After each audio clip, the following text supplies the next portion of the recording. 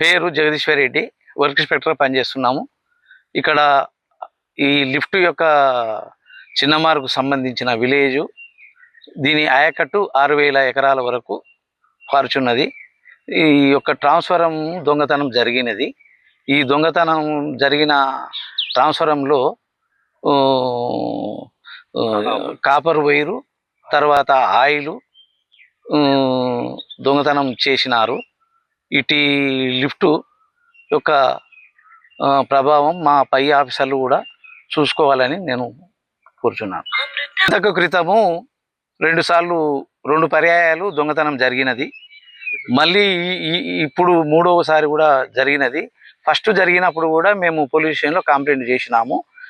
తర్వాత ఇప్పుడు కూడా మళ్ళీ పోయినందువలన ఇప్పుడు కూడా మళ్ళీ కంప్లైంట్ ఇచ్చినాము. శివారెడ్డి అనే రైతును. నేను ఇంతవరకు గతంలో నేను లిఫ్ట్గా సెక్రటరీగా పనిచేసిన.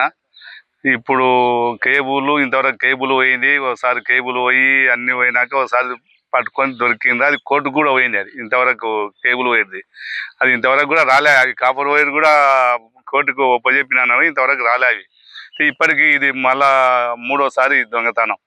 ఈ దొంగతనం జరిగింది కాబట్టి ఎప్పుడు రైతులకు ఇప్పుడు నీళ్లు ఉండేట రైతులకే ఇబ్బంది అవు కాబట్టి దీని మీద ప్రభుత్వం తగిన చర్య తీసుకొని సీసీ కెమెరాలు, ఎప్పుడు సీసీ కెమెరాలు పెట్టిన కానీ దానిలో కార్డులు అవి ఇవి వేయించలేదు.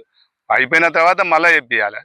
వేయించకుండా నిర్లక్ష్యంతో చేస్తాం. రైతులకు ఇప్పుడు వానలు లేవు, ఏం చేయాలనేది అర్థమవుతుంది. దీని మీద ఎటువంటి అయినా చర్య తీసుకోవాలి. గట్టిగా వేసి వీళ్ళను కుక్కలను 50 రోజులకు వచ్చి ప్రయత్నం చేసి పట్టుకుంటేనే మళ్ళీ ఇంకోసారి ఎవరు చేయరని నా యొక్క చిన్నమారు సర్పంచ్ను.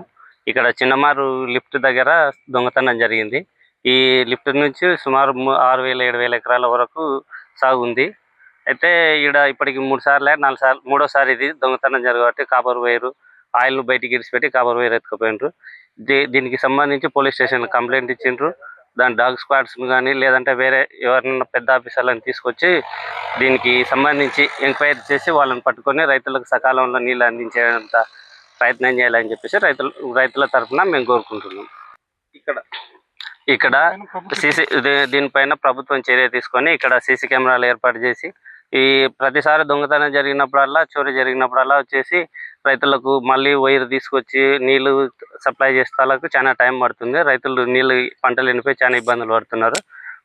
పై అధికారులు దీనికి స్పందించి మంచి సీసీ కెమెరా ఏర్పాటు చేసి తగిన చర్యలు తీసుకోవాలని కోరుకుంటున్నాను.